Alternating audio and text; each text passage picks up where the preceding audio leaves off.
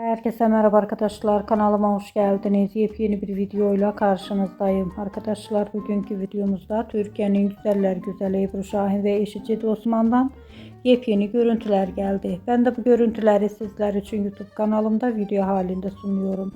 Umarım beğenirsiniz. Arkadaşlar, videomu beğendiyseniz kanalımı izlemeyi ve bildirim butonuna basmayı unutmayın.